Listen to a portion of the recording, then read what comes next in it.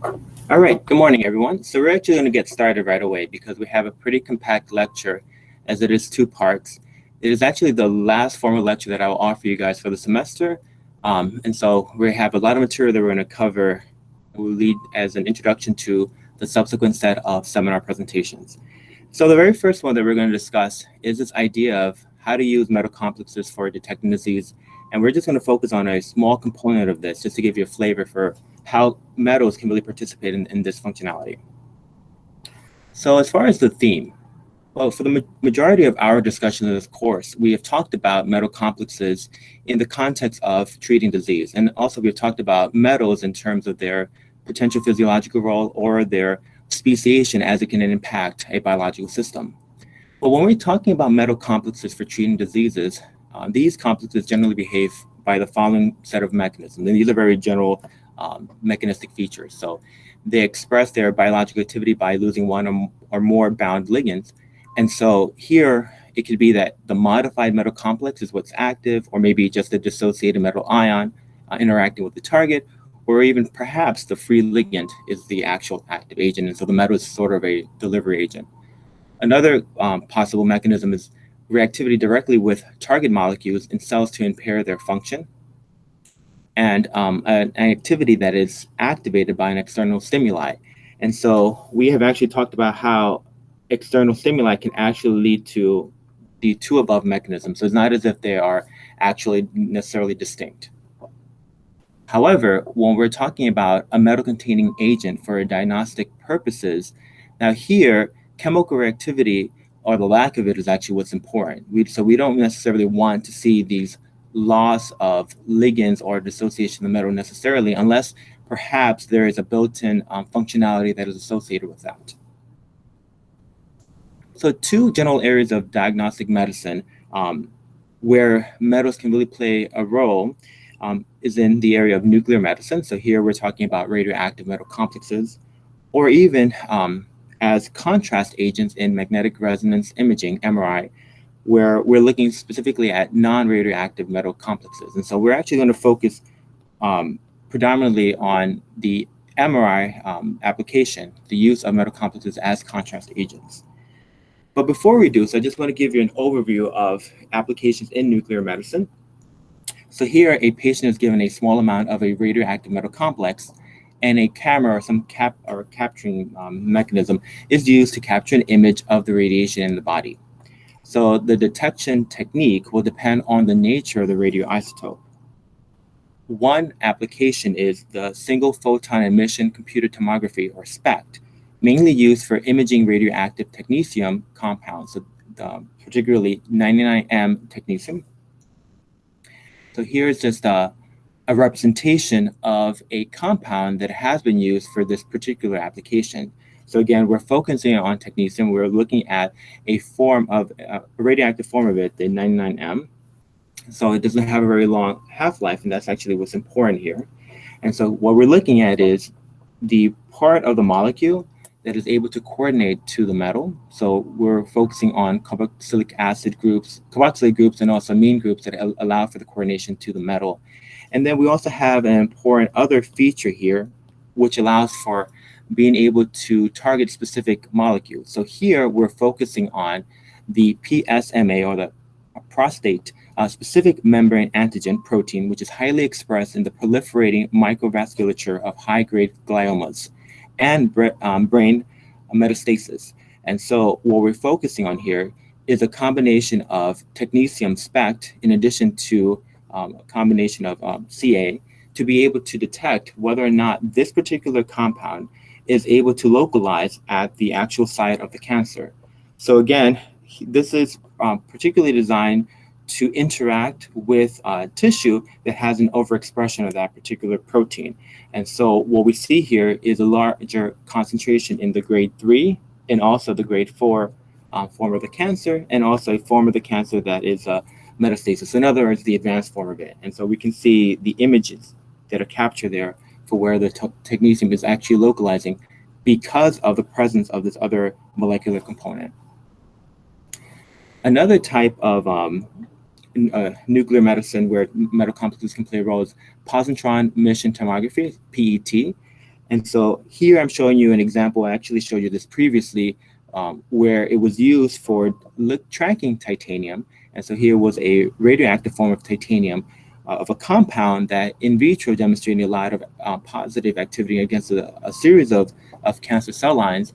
And so here the objective was to try to track that metal in a mouse model and basically understand its biodistribution. Well, PET is employed to detect the radioisotopes of different types of metals, for instance, copper, gallium, rubidium, things that lend themselves for this particular application. It can serve as a tracking method for these metal ions to determine their distribution in the body, as you can see in this particular application for titanium. But there are limitations. One of them is the general danger of radioactivity. So there's more and more efforts to try to minimize the use of radioactive materials. Another really important thing is the short lifetime of the radioactive metal ions. Requires quick compound synthesis for rapid use. And so because of that requirement, it can lead to the production of a lot of impurities. But we're going to talk about our metal compounds as contrast agents for MRI.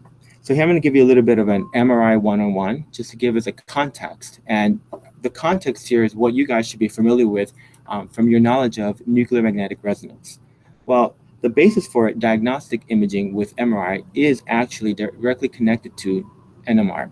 So conventional NMR spectroscopy uses the chemical shifts of protons as a means of characterizing the structures of molecules in solutions. Well, MRI focuses on the relaxation properties of the protons on water molecules located in soft tissues of the body. So we're really focusing on water and its protons as far as the insight that we're going to get. So as you know, protons have a nuclear spin quantum number.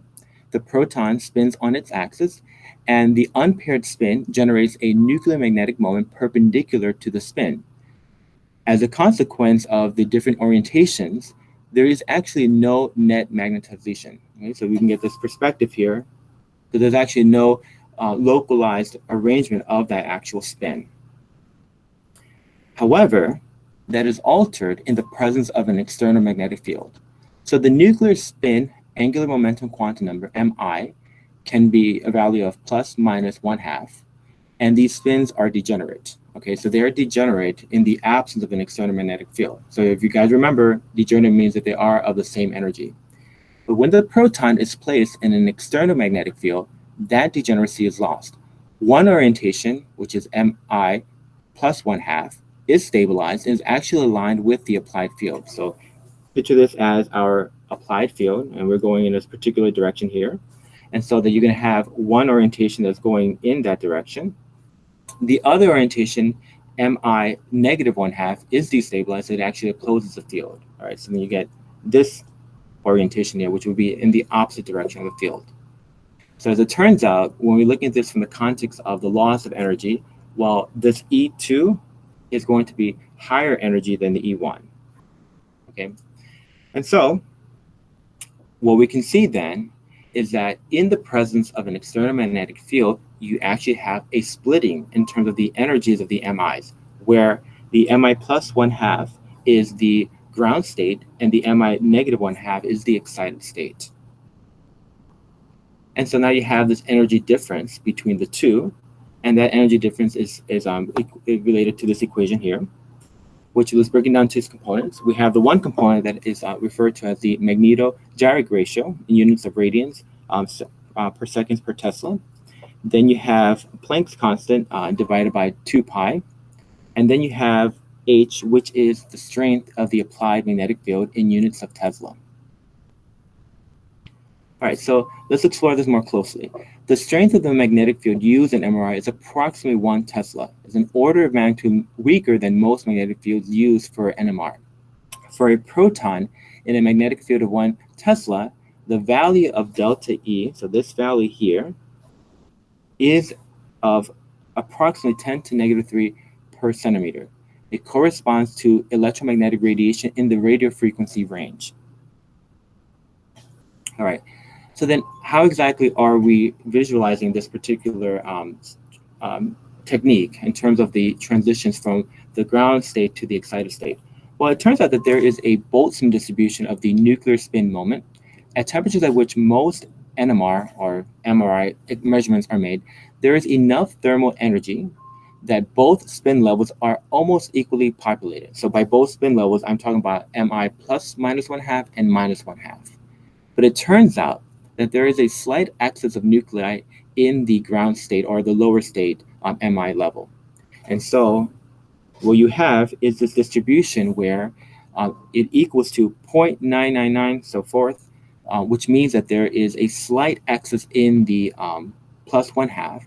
And so what we're able to capture is that transition from that slight excess now to the excited state in order to reach an equilibrium point.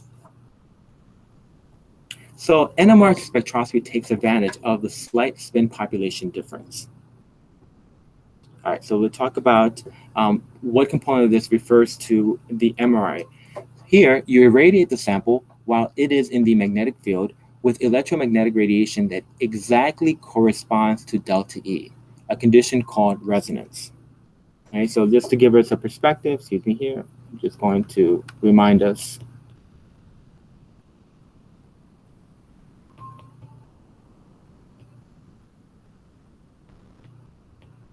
Okay, so that's going to be the electromagnetic radiation that's going to equal exactly that difference, a condition called resonance. So what happens is you align a radio frequency perpendicular to the main magnetic field, which results in a promotion of the nuclei in the lower state to the upper state. So basically, you're moving things from the lower state to the higher state. Remember, there is a slight excess in the lower state, the lower energy state.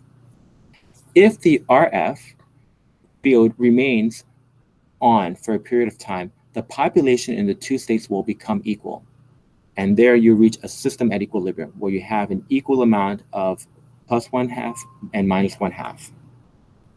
After the radio frequency field is turned off, the population of the nuclei spins begins to immediately relax. Okay, that's the key thing that we're going to focus on, this relaxation process, to the original equilibrium distribution, again, where there was a slight excess in the lower energy Mi. Rate characterized by a rate constant K. All right, and so what we're going to look at in MRI is we're basically are going to look at the radiation that is emitted from that relaxation process, returning back to the equilibrium with a slight excess of Mi plus 1/2. All right, so because the transition from negative 1/2 to plus 1/2 emits radiation, the rate of relaxation can be directly monitored by a detector receiver coil, which is sensitive to RF radiation and is located at 90 degrees to both the magnetic and RF fields. All right, to help us get a perspective. So here we're looking at as if we're taking an image of a human body. And so we're imagining a human body on a table. And so what we're seeing is we have this field that's located in this direction here. Okay. And then what we have is perpendicular to that field is the application of the radio frequency wave. And so what's being generated is this magnetization that you can see here. So data collected as a function of time can be used to measure the rate and the lifetime of the relaxation process. Okay, so here I'm just going to give you a visual of what exactly is being captured and what are the relaxation times or the relaxation rates that are being actually measured. All right, so here is a perspective of the orientation of the spin. Remember, it can be minus 1/2 or plus 1/2. What you do is you apply an external magnetic field, and what happens after the application of the external magnetic field is that you're going to have a net magnetization vector. All right, so just imagine you've applied that external magnetic field. Now you're going to get a certain alignment to that field. Well, then what happens is you apply the RF energy, and so that results in the tipping of this actual field into this other direction. Okay, so now, and so here, what you're looking at now is a capturing of the energy that's going to be in that perpendicular direction. All right, so that's in essence what you're doing. You're applying the external magnetic field, and then you're also applying this energy in order to facilitate that transition from the lower energy Mi to the higher energy Mi. All right, but what you're capturing in terms of this technique is what are known as the relaxation parameters. in a magnetic field, after time t, the proton spins are aligned parallel to the magnetic field B0. At this time, the net magnetization vector lies along the direction of the applied field. Okay, so that's what I had shown you. We go back for a moment, is what I showed you here. And being aligned with the actual external field. All right, so at this time, the net magnetization vector lies along the direction of the applied field and is referred to as the equilibrium magnetization M naught. The equilibrium magnetization is changed by exposing the nuclear spin system to energy of a frequency equal to the energy difference between the spin states. So that is mz equals to 0. The spin system can then be saturated. The time constant that describes how mz returns to its equilibrium state is called the longitudinal or spin lattice time t1. So then T1, the time constant, so it's 1 over the rate constant. K is the observed rate constant associated with the relaxation of the spin population at saturation to its thermal equilibrium. And so these are the general ranges. If your sample is a liquid, typically T1 will be of 10⁻⁴ to 10 seconds. If it's solid, typically it will be a range of 10 to -2 to 10 to the 3 seconds. And so this particular parameter, T1, is actually affected by the environment. So it can be affected by fluctuations of neighboring molecules and, very importantly, we're going to get to that in a moment, by paramagnetic substances. There's also another important relaxation parameter, and that is T2. T2 relaxation is measured in the transverse plane parallel to the B1 field, used to tip the proton spins from the B0 field. For spin tipping to take place, the RF pulse used to tip the spins into the transverse plane must be tuned to the Lamar frequency of the proton spins. The proton spins are aligned in the direction of B1. After a short time, the spins begin to dephase, causing the spins to spread out in the T2 plane. So basically, it's a loss of the alignment in that direction. So then the T2 star, okay, that's a particular form of this relaxation parameter, is caused by the effects of inhomogeneities in the applied field on T2.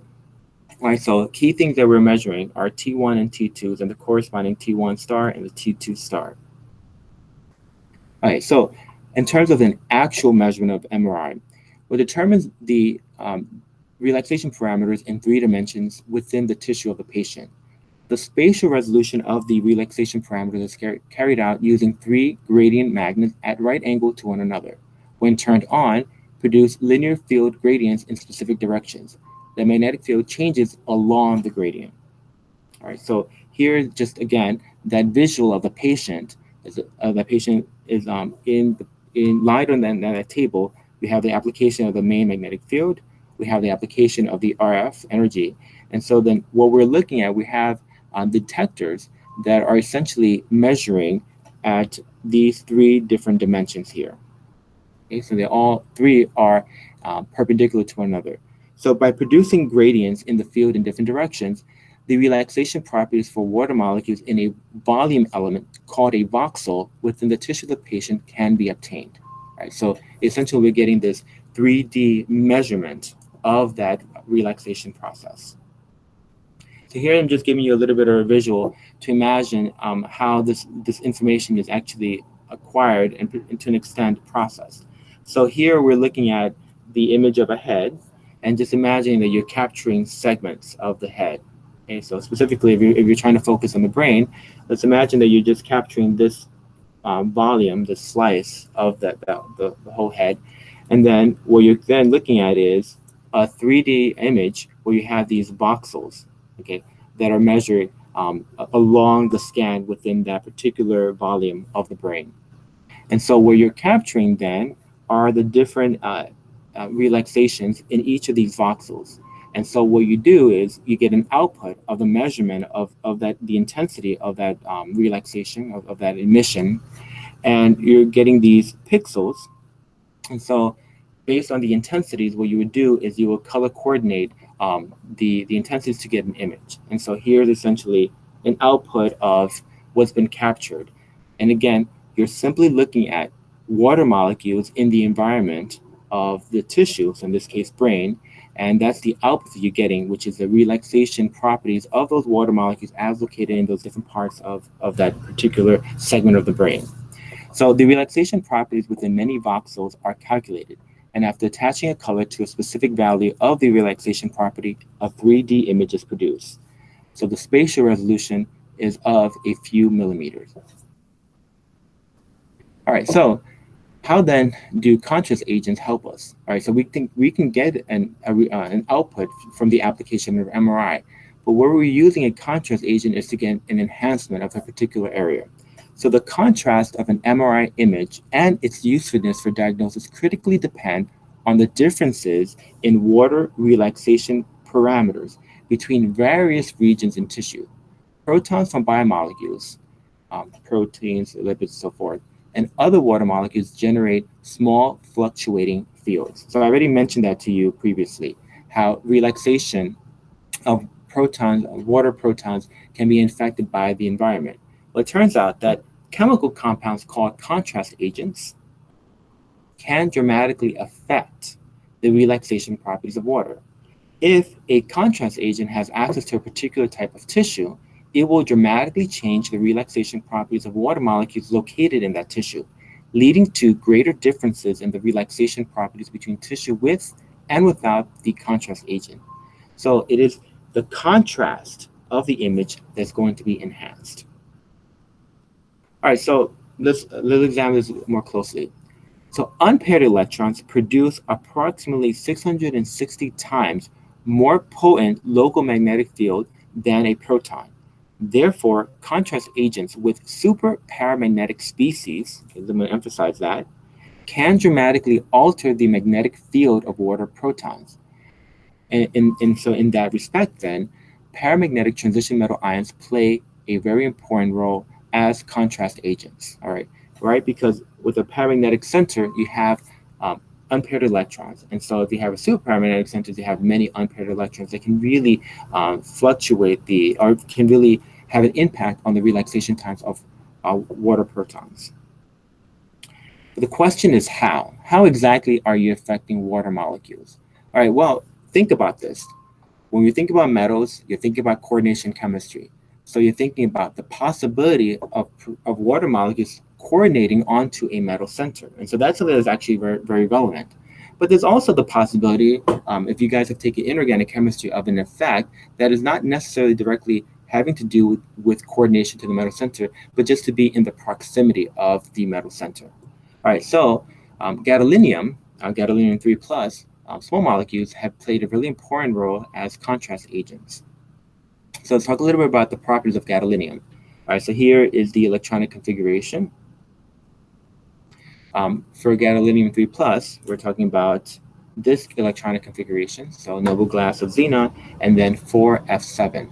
If you recall, the f orbitals, there are 7 of them. So with 7 electrons, what we have are 1 electron in each of the f orbitals, right? And so you will have a total of how many unpaired electrons? Well, a total of 7 unpaired electrons.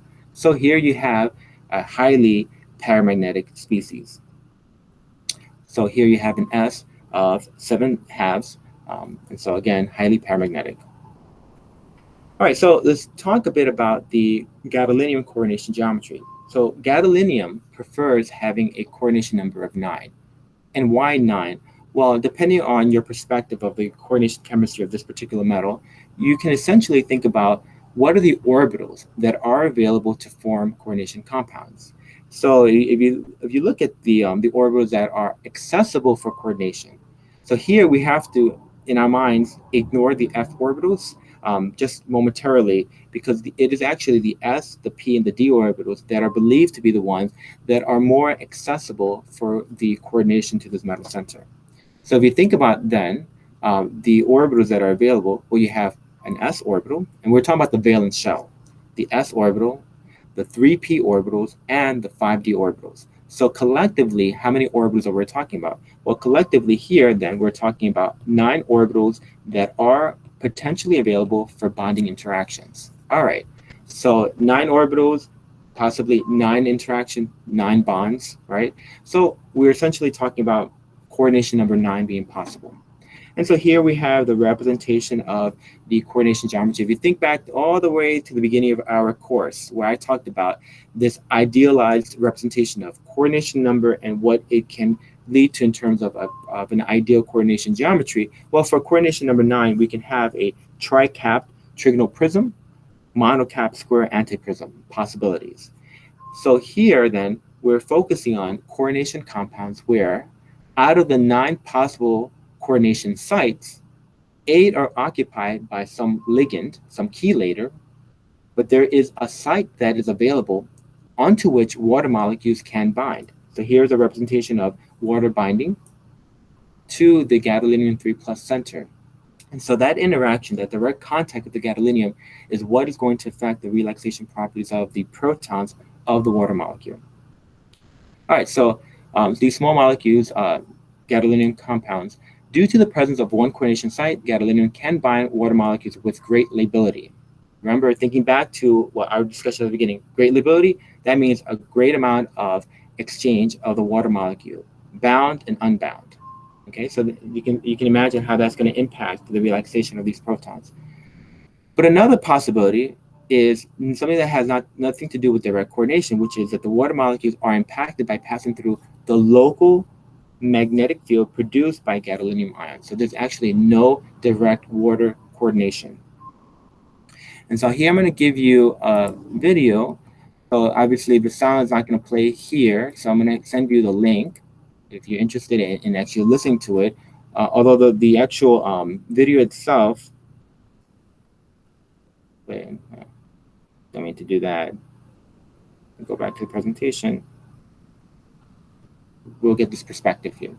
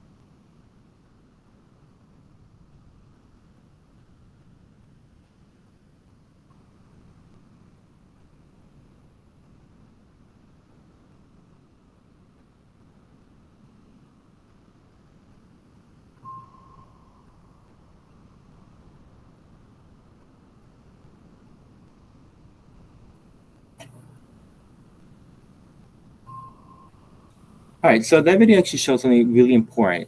And it showed one of the requirements, which is that you need to have a ligand, a chelator, that can facilitate a really high affinity for the gadolinium. And why is that? Because you can have essential metals within the body that can cause for a transmetallation, which would be actually really bad. Why is that bad? Well, first of all, you'll be capturing essential metals that may no longer be bioavailable. But also, very importantly, you'll be releasing free gadolinium into the system. And that has been shown to be something that can be quite toxic to the body. So the video demonstrated that there are certain macrocyclic chelators that really have a very high affinity to the metal center to help to overcome this possible condition. But there are other metals that have played a role into are being developed for the purposes of contrast agents. For instance, you have small molecule magnesium complexes, manganese complexes. So high spin D5. You also have iron playing a significant role here, such as the super paramagnetic iron oxide nanoparticles, or the spions, as they're more commonly referred to. These are composed of different forms of iron oxide. So here you have the magnemite or the magnetite. Okay. The spin moments of many iron centers align in the same direction and produce strong local magnetic fields. It turns out that unlike the gadolinium compounds, which actually have an impact on the T1 relaxation parameter, the spions have an impact on the T2. So they are used as MRI T2 agents because they can affect both the T2 and the T2 star relaxation parameters of water molecules passing through the field. So here are just representation of clinically used MRI contrast agents. So you have your gadolinium ones, You also have an example of a manganese one. Here's just a representation of the application of Magnavist, where you see the presence of the compound where it's actually lighting up where the actual tumor is located. So something about the tumor and the compound is enabling it to be localized in that spot, and you get an enhancement of the image because of an effect of the T1 parameter of the water molecules in that environment. But there are major limitations of these compounds. Is the reason why people are still really actively working in this field. And one of the major ones is that after a long time, people discovered that gadolinium is not very stable under physiologic conditions and can dissociate. The free equated gadolinium-3 complex ion, so the equated form of that metal, is toxic to cells and causes the nephrogenic systemic fibrosis. It's a disabling and potentially fatal disorder, causes fibrosis to the skin, joint, eyes, and internal organs. Manganese-based MRI contrast agents can result in a disconcerting accumulation of the metal ions, so something very similar. You can have a high amount of manganese levels in the actual brain. It can result in what is known as manganism, which effects that are comparable to Parkinson's disease. So acute exposure to high levels of this metal can lead to hepatic failure and cardiac toxicity. So again, very important is the stability of the compounds and understanding the aqueous speciation of these compounds in order to circumvent some of these very serious toxicities related to these actual metal ions. Okay, so the effectiveness of a contrast agent. So here we're looking at, whether something could possibly be a T1 or T2. What's the measurement of this? So we measured by a property of the contrast agent called the relaxivity. This parameter and the concentration of the contrast agent affect water relaxation properties. So here we have this equation that focuses on the relaxivity observed, and that's equal to 1 over Ti. And so this particular number here refers to the relaxation time of water before the addition of the paramagnetic contrast agent. And so what you're looking at is a relationship here where you're trying to determine the parameters of the relaxivity. All right, so we're looking at Ri and Ti, which are the global relaxation rate constants of water molecules in the system. And you typically measure the contrast agent concentration in millimolar amounts. So as you can see, this is a linear equation here where the slope is equal to Ri and the y-intercept is equal to 1 over Ti. Okay, so again, excuse me, I didn't mean to do that. Again, this is a number that you measure in the absence of the contrast agent. And so from here, you're able to determine all your parameters of T1, T2, and the corresponding relaxivity. Right? So that's basically how people go about characterizing these numbers, and then depending on the nature of the compound, the metal ion that's used, whether or not it has an effect on the T1 parameter or the T2 parameter. All right, so I want to give you guys that as a flavor to give you an idea of how metal compounds can be used for this perspective of basically imaging, but also very closely is imaging over time to see the impact that a particular therapy might potentially have. That's the idea behind this particular technique. But the very last thing that I wanted to talk to you about this course, and something that going back to a presentation that Andrea and Jael gave, which started off the discussion of the use of nanoparticles, is really this idea of formulation for delivery. And so there are key things that subsequent to that presentation, a number of you have talked about in your discussion of nanoparticles. So I just wanted to give an overall assessment because already a lot of these ideas have been presented, but I wanted to give this in a more structured way so that we can have a general sense of what are some of the requirements for nanoparticle formulation, especially as it impacts some of the things that you guys are writing in your review articles. So when we're thinking about, if we're going to the context of drugs, a major limitation of drugs in general is that they're not very specific. So a lot of the times what you're dealing with is the off-target effects. So the side effects as a consequence of lack of specificity.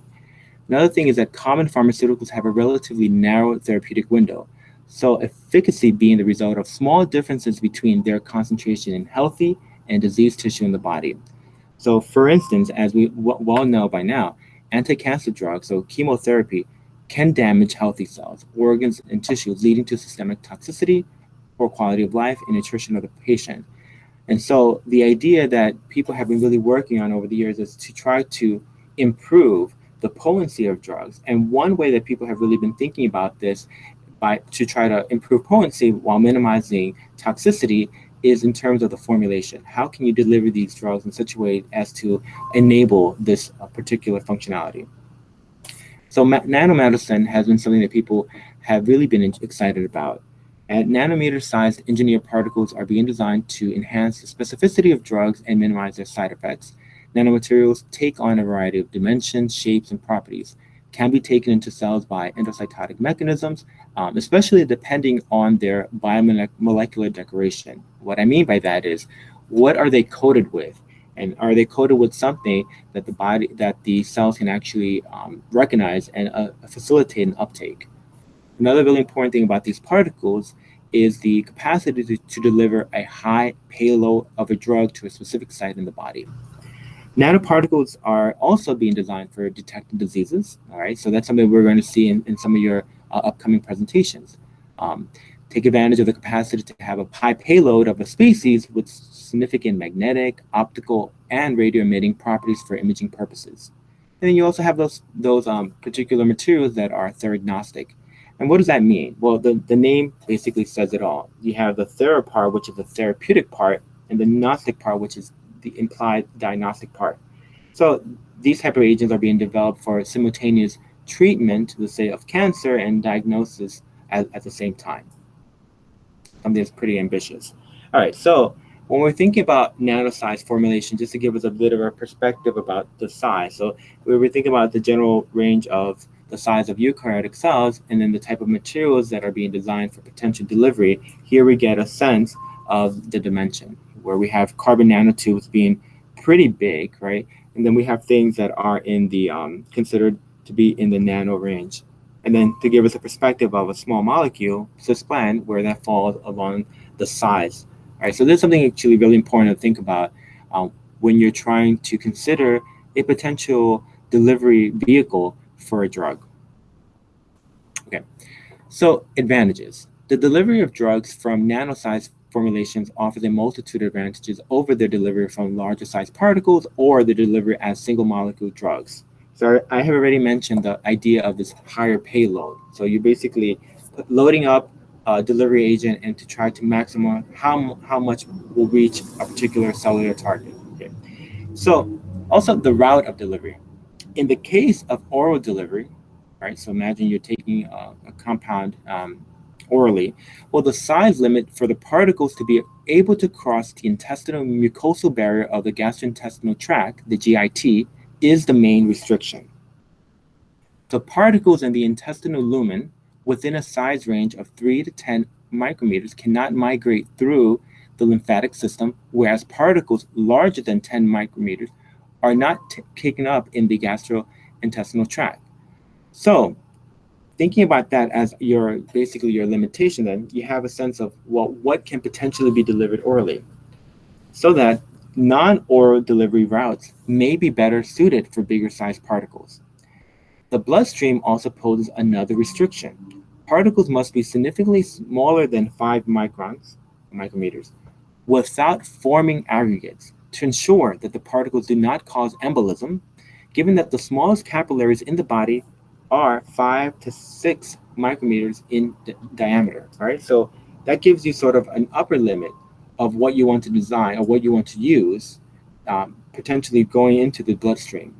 And so this idea of aggregates forming or aggregation is very significant, because maybe a particular particle may not be of that size, but if it aggregates and becomes that size, that's something to really consider.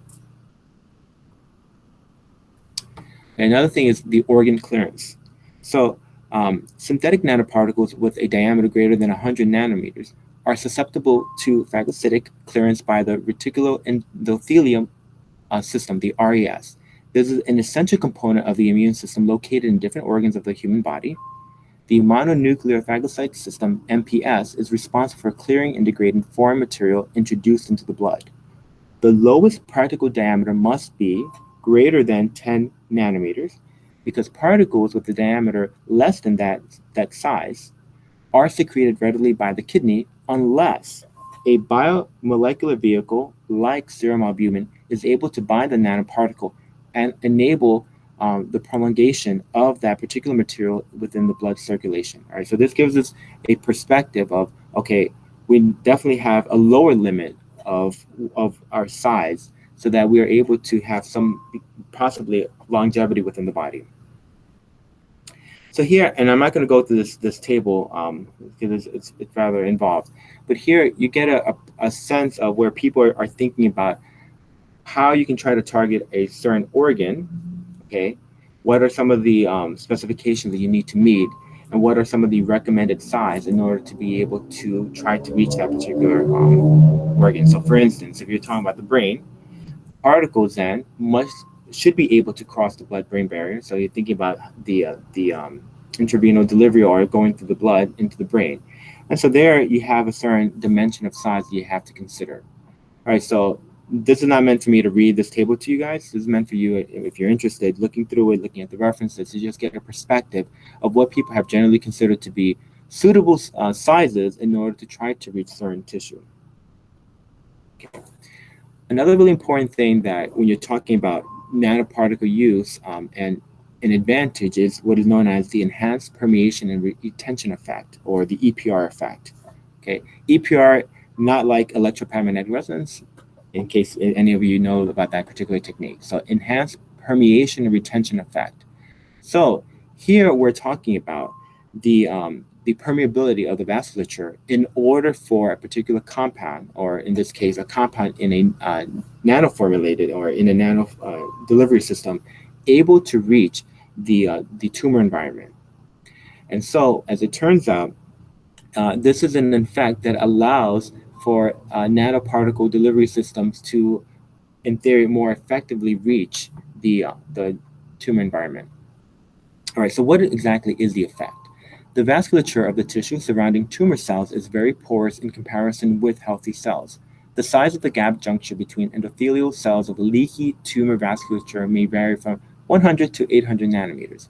The range is due to the diversity of tumor type and location, especially with respect to the bloodstream. Usually, the vasculature enables particles less than about 400 nanometers to accumulate in the interstitial space in tumor tissues, or even in the cytoplasm of tumor cells after cellular uptake. Diffusion from the interstitial space back into the blood is difficult, which is aided by a poor lymphatic drainage. All right, so this point right here is very important, and that is the actual retention part. So not only do we have this more permeable vasculature that allows for these nano particle material to be able to enter and be able to reach the tumor environment, but there's also this is also coupled with a poor drainage system. So in other words, the nanoparticle is able to stay more concentrated in that environment for a longer time, and that can allow for a greater payload of drug to be able to enter the cellular environment. All right, so that's the combined enhanced permeation and retention effect. Conventional small molecule drugs, so let's say less than 4 nanometers, and micro particles have a limited plasma half-life and do not take advantage of the EPR effect. All right, so just take that into consideration when you're thinking about going in the direction of nano delivery. But there are limitations, as there always are limitations when we're talking about therapeutic application in the body. So despite the existence of the EPR effect, only about 9% of an administered nanoparticle drug typically ends up in the tumor. The remainder distributes to other tissues or is eliminated from the body by various mechanisms. So if you see that statistic there, so even taking advantage of the EPR effect, you really have about 5% of the nanoparticle reaching the tumor site. So it's not as if we have this sudden boom of how much you're really enhancing, but still, that 5%, you still have, in theory, a high drug payload that you can deliver. The blood contains hundreds of proteins called opsonins, which can bind to nanoparticles to form a corona around the particle. to serve as a signal to the mononuclear phagocyte system, or remember that's the MPS. I already abbreviated that previously. That basically that serves as a signal to the MPS that this particle is foreign and thus must be discarded. So in other words, there is a possibility of an immune reaction, and if that happens, that's unfortunate because then there wouldn't be much of a significant amount of opportunity for that to actually have an effect. So opsonization can be minimized by conjugating polymers like polyethylene glycol, PEG. So we've heard a few of you guys talk about the use of PEG. This is one of the reasons why it has been applied is for this particular type of application, which can block opsonins from binding to the particle. But here's the catch of doing so. Though excessive covering with PEG can work against cellular uptake. So you might be able to help evade the immune response, the immune recognition, but then if you coat too much, then you might have risk not being able to be uptaken by cells, right? So there's a drawback there. There's also another limitation that people are exploring, which is that there's some evidence for nanomaterials induced endothelial leakiness, or NAN-EL. So that basically is that because of the size of these particles, it can result in a type of leakiness of the actual tumor, such that the tumor, right? Remember we were talking about the complex tumor environment where there could be some components of it that can leak, right, through this intravasation process, and then result in metastasis of the tumor. So certain nanoparticles may promote in vivo intravasation and extravasation of breast cancer cells. I meant to correct that typo, excuse me, by disrupting the blood vessel barrier. Right, so there is this potential, and I'm not trying to say that this is an actual necessarily has been completely confirmed that is that does happen, but there's a possibility that certain nanomaterials might actually cause an increase in let's say the onset of metastasis. All right, so just to give you an overview, that there are a number of nanoparticle drugs and nanoparticles used as formulation available in the market. So here are just some examples of them. And if you look at the drugs that are being carried, some of them are even ones that you guys have talked about in your presentations, or even some of you have talked about them in your annotated bibliographies, as I've observed, and I'm imagining in your rough drafts that's going to be complete by tomorrow, that you're going to talk about very thoroughly in that manuscript. All right, so moving forward. Another component, so we have the nanoparticle part, but it's then the decoration of the surface of the nanoparticles. And that's where people have really been focusing on this idea of the use of cell targeting groups. So the most attractive feature of nanomedicine is that a well-designed system can deliver a large dose of drugs or diagnostic agents to diseased tissues in the body. To improve the specificity of nanoparticles, targeting molecules capable of binding to receptors on cancer cells are conjugated to the nanoparticle surface. The traditional approach is to target receptors that are overexpressed on cancer cells in comparison to normal cells. And so, if you look at this list here, again, several of you have actually probably have seen a number of these in terms of the articles that you are focusing on for your review article. The use of these type of cell targeting groups, folic acid, hyaluronic acid, peptides, even cytokines, that's part of the immune system. These are the receptors to which they are, they bind and they trigger an uptake process. We also have other types of ligands, lectin. You even have iron-loaded transferrin that can play that role. And so you have these other types of groups that really people have tried to exploit in order to facilitate a cargo to be brought into the cellular environment. But there are limitations. Okay, so let's imagine. Well, what can be a limitation? Well, the receptors are not unique to cancer cells, and that's a given, right? There's this idea of taking advantage of the overexpression, but still, you have a significant number of healthy cells that would still have these receptors. Because healthy cells far outnumber cancer cells, a significant amount of the drugs will be distributed among the healthy cells. Thus, the issue of side effects common to all forms of chemotherapy is not necessarily resolved. Several of the cell targeting groups used are required for cell growth. So that's another really important thing, is that oftentimes the actual target agent is something that's vital to the growth of the cell. So their use may actually stimulate the growth. And that's contrary to what you're trying to do, right? So the idea is that if you really want to use a targeting agent for sort of a Trojan horse strategy, well, you want to really promote the killing of the cells, not necessarily stimulation while also trying to kill. There's a little bit of a contradiction there. All right, but let's look at the selection of inorganic nanoparticles that have been used for these type of delivery system applications. So here's just an overview. Carbon nanotubes, mesoporous nanoparticles, silver nanoparticles, gold nanoparticles, spions, which I've briefly mentioned in the earlier part of this lecture, quantum dots. All right, so we just give it just an overview of these nanoparticles. And then just a general idea about the cellular transport that they might take advantage of. I say might. You have the phagocytosis, a sort of devouring process in which a cell engulfs a solid material or particle to form an internal compartment known as a phagosome. You also have macrophagocytosis, which is a regulated form of endocytosis that mediates the non-selective uptake of solute molecules, nutrients, and antigens. It is an actin-directed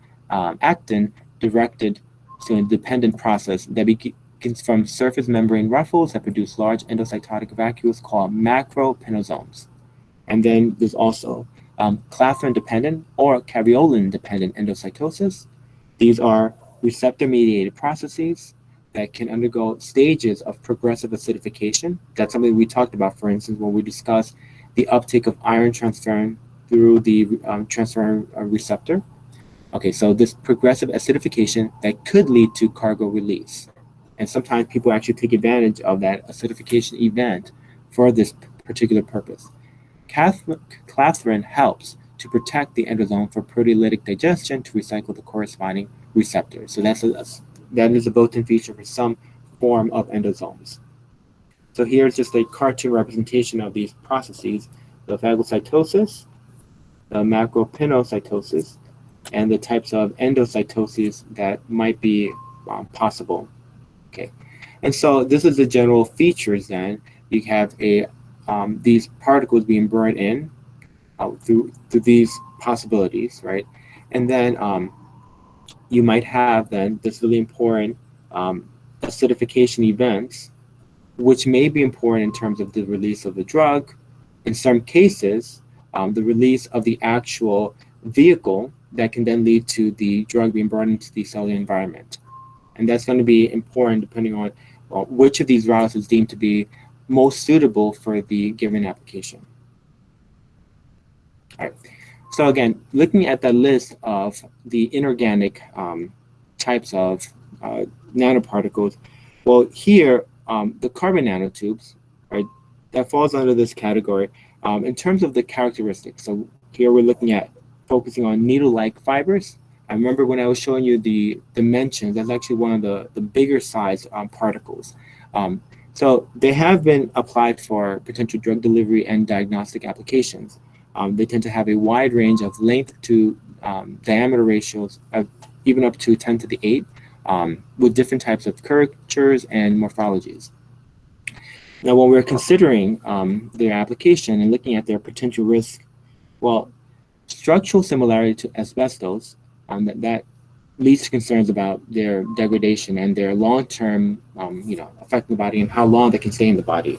So the small compound fullerene C60 has been reported to be modestly uptaken by marine macrophages, but in that context have demonstrated low toxicity.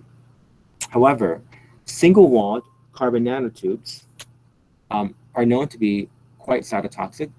Studies on the human HEC293 cell line have shown that the single-walled carbon nanotubes inhibit cell growth, decreased cell adhesion, and induced apoptosis. So there's believed to be a number of possibilities for this. One of this is the possible iron impurities in the process of manufacturing these type of particles that are released that then leads to an influx of reactive iron that can generate reactive oxygen species. And there's also the possibility of aggregation into larger clusters, which is a big concern that I mentioned previously about the reality of certain particles and their size. So what has been attempted to try to minimize the potential cytotoxicity or general toxicity of these type of nanotubes? So for instance, the surfaces of these single wall nanotubes have been functionalized or coated with organic molecules for that purpose. So essentially what you're trying to take advantage of are, let's say, carboxylate groups or OH groups in order to functionalize them. And then what you're trying to do is to make the nanotubes, I would say, to an extent less stable, more degradable. So for instance, by adding these type of groups, you might make them more susceptible to enzymatic degradation by peroxidases. So a study that was done to try to look at this potential feature by adding this group was an actual molecular modeling study that looked at the interaction of a particular carbon nanotube with the eosinophil peroxidase. This is a heme-containing enzyme. It's found in the human immune cells, and its function is to catalyze the formation of hypobromous, HOBR, from bromide and hydrogen peroxide. Okay, so it's basically a type of peroxidase that's facilitating this particular reactivity.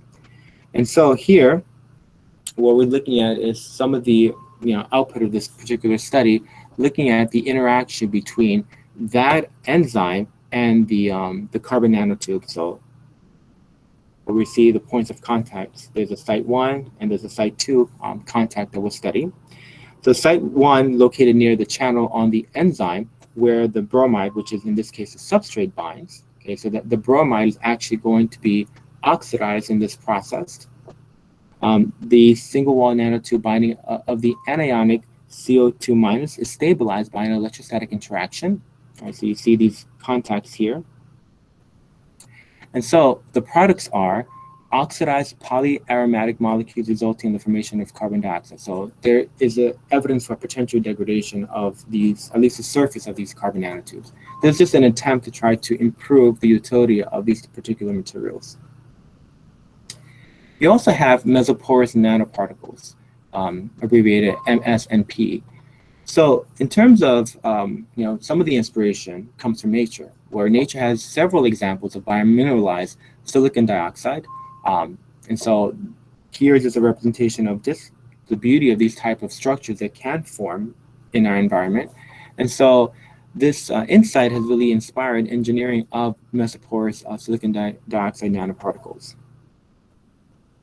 These particles have a large number of pores in which small molecules can be absorbed.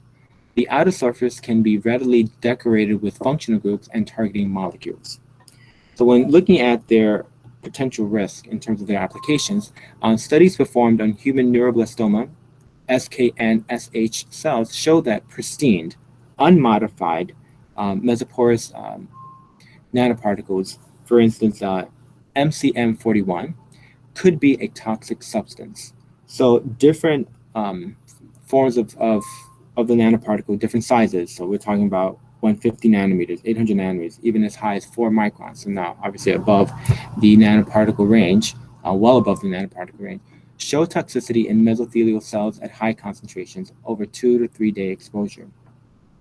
Subcutaneous injection demonstrated good biocompatibility and time-dependent release from the body, but when delivered via an intraperitoneal or intravenous delivered to a mice model, I forgot to capture the actual mice model name, I apologize for that, resulted in death possibly due to blood clots or thrombosis. All right, and that would make sense when you're really thinking about the sizes that some of these particles can take.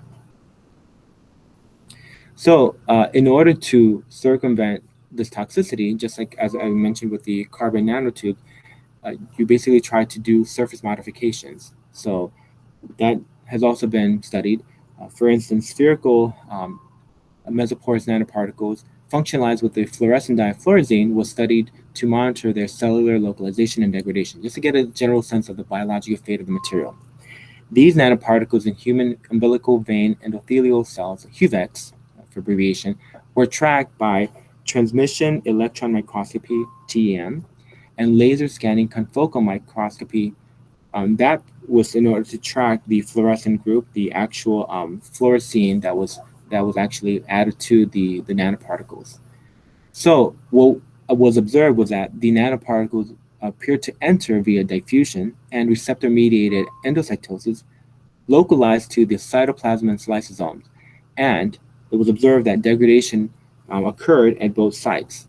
And so what does that degradation mean? Well, essentially, it is a release or a breakdown of the structure such that then silicon ions or silicon atoms were observed in the culture medium, confirming degradation. And so here's just a visual of this study that was done, where basically was tracking the uptake of the actual particles into the cellular environment. And then what was observed was then basically a degradation, or if you see this image here, a breakdown of the structures such that what appears to be capturing of the actual the silicon pieces being broken down, and in essence suggests that the material can actually be metabolized. And so metabolism is actually a really important thing because it suggests that there is the potential for clearance in the body. All right, so focusing on silver nanoparticles. Well, silver nanoparticles are composed with neutral silver, not silver 1+, which can be cytotoxic. We actually talked about silver in terms of its and its potential antiviral antibacterial properties, but there is the component that it does exhibit cytotoxicity depending on how the metal is bound. All right.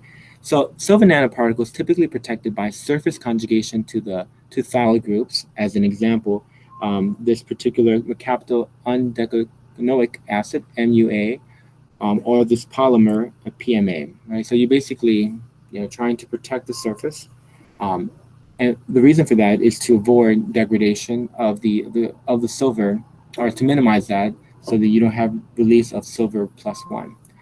But looking closely at the actual risk and fate of these materials, so studies on treatment of NIH3T3 embryonic fibroblasts with 5 nanomoles of silver nanoparticles coated with the MUA or the PMA showed localization in the endosome and lysosome compartments with partial degradation leading to release of the silver ion. So even though these materials are coated with those groups, taking advantage of the soft features of this to enable a surface binding to the neutral form of the silver, also soft, still nonetheless there's evidence for degradation resulting in release of the silver. Now that doesn't necessarily mean that is inherently going to lead to toxicity, as there is a degradation that is a favorable thing, but there is the possibility that you can get a localized concentration of silver plus. All right, then you have gold nanoparticles. Gold nanoparticles have been used for therapeutic and diagnostic applications. We've talked about gold previously in terms of its application in rheumatoid arthritis. We also talked about it in terms of its context in an anti-cancer application.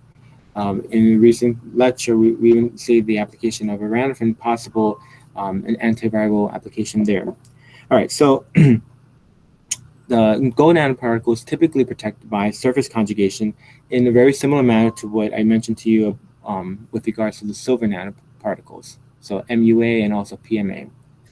Well, looking at gold nanoparticles, they actually have been used to treat rheumatoid arthritis, and in that context were observed to be relatively non-toxic to humans. It's been observed that they can enter cells via receptor-mediated endocytosis, but they have difficulty leaving the endosome inside the cell. So that's something that is actually has to be overcome, because the idea is to try to deliver something that can possibly enter the cellular environment. Well, you can try to fine-tune this particular limitation there. And so to some extent, that has been done via the use of biomolecular coating, very similar to what we've already talked about for other nanomaterial applications. And so what has been observed in terms of it entering into the cellular environment is that the materials can locate or localize to the trans Golgi network or to lysosomes. The particles can be directed to the cytoplasm with the judicious choice of, let's say, lysine-rich peptide conjugation, and that is to help disrupt the endosome-lysosome interaction so that there's actual release into the actual cytoplasm. A dual labeling radioactive experiment was performed to track 5 nanomolar gold nanoparticles following injection into the blood of rats. The nanoparticles were labeled with 198 gold. So we've actually have seen that before, a type of tracking of gold in the context of aranophen. Well, this was used to track the gold component of these nanoparticles, and then indium 111 was used to track the amphiphilic polymer coat. Despite the high colloidal stability, the polymer coat was found to partially degrade, and the gold particles to be mostly localized in the liver. So these type of particles do actually decompose over time. During cell division, some gold nanoparticles are passed to daughter cells, so that has been observed, but others are displaced to the extracellular space, indicative of a pathway for particle elimination from the body. All right, so shows some of the potential risk of being basically maintained in cells and passed on. And then there's some evidence of potential clearance, right? So there's a bit of a mixed story there. Then we have the spions. So again, these are the superparamagnetic iron oxide nanoparticles. And so these, as I mentioned earlier, have been used as MRI T2 contrast agents. So they're typically composed of a form of iron oxide, so magnetite or magnetite, and generally are coated with some sort of feature, whether it's dextrin, starch, PEG, or other substances, right? So depending on the application, these particles are administered by intravenous, oral, or intranasal routes. Bare particles exhibit some cytotoxicity by facilitating Fenton chemistry, and that's not a surprise, right? So you see a lot of literature of people promoting the use of iron for these type of diagnostic agents, because there's always this rationale, well, it's an essential metal, so therefore it's good for you, even if it gets released into your body. But that's, as you guys know, having taken this course, that is absolutely not true.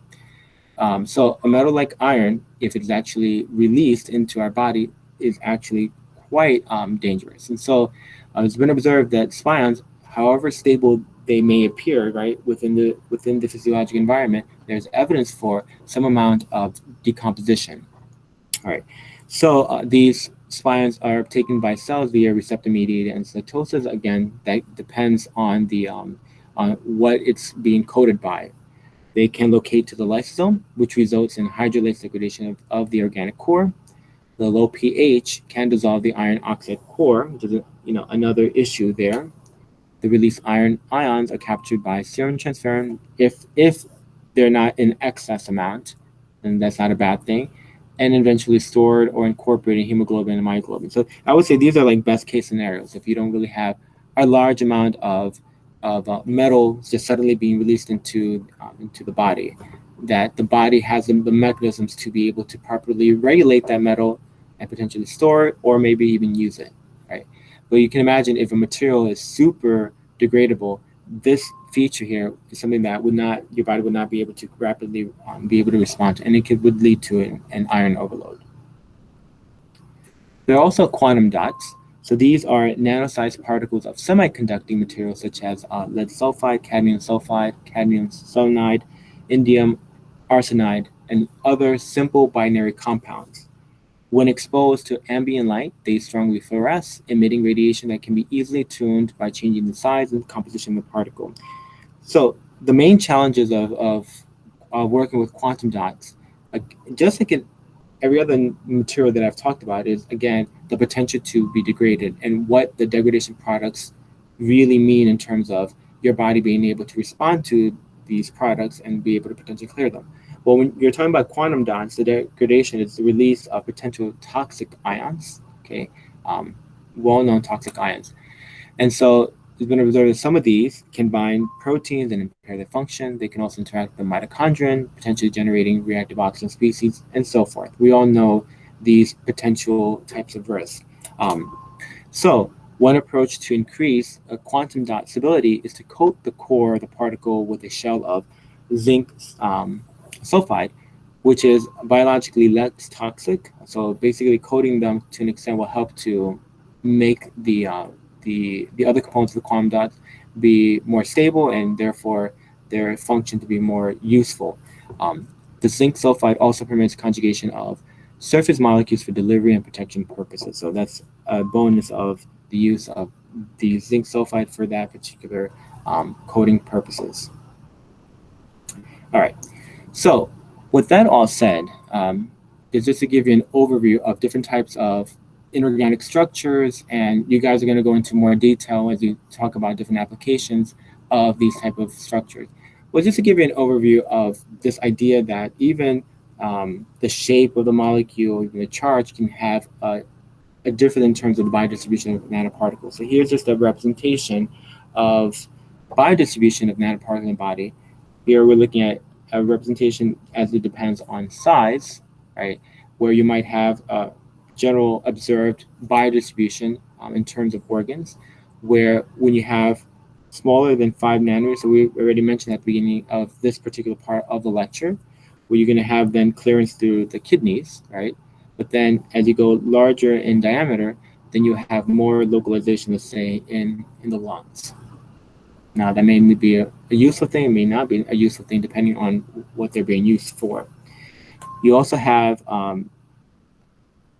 the shape of the nanoparticle. So if you're able to achieve a spherical shape, you're able to achieve the cylindrical shape, this sort of pill-like shape.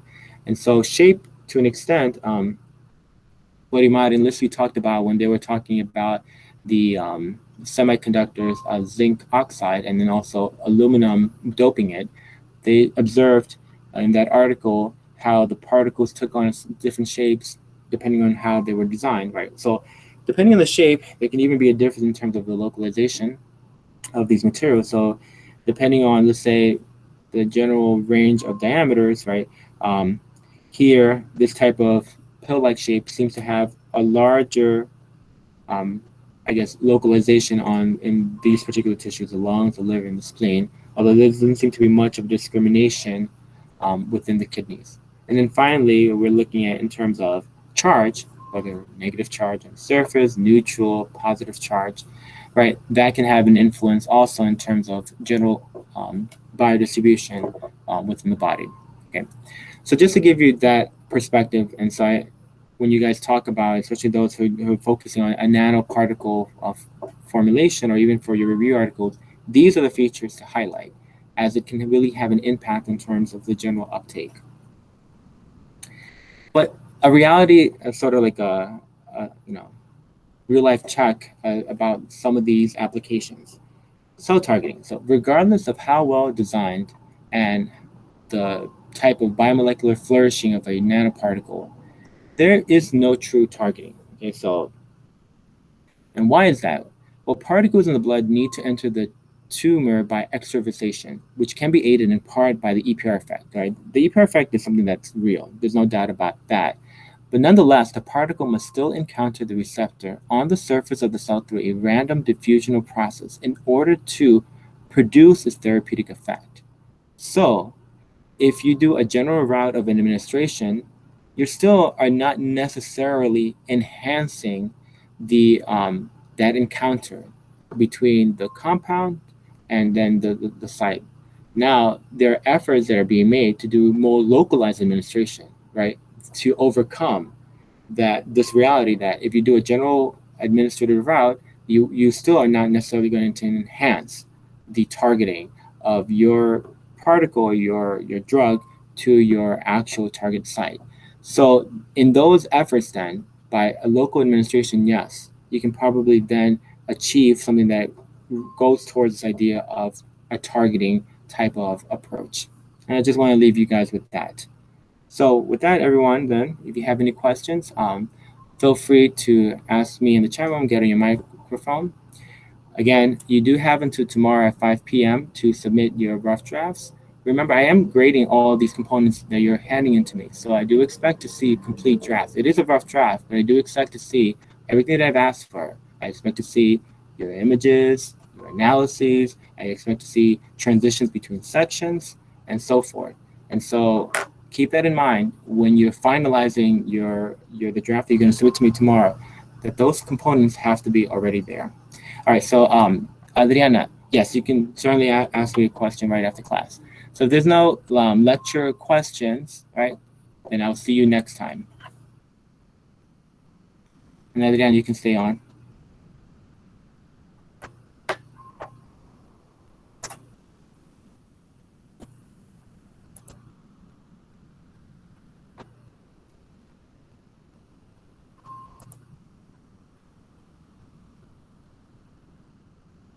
Yeah.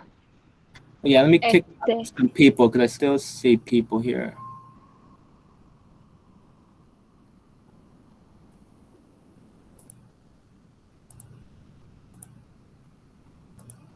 Okay, let me turn off the recording.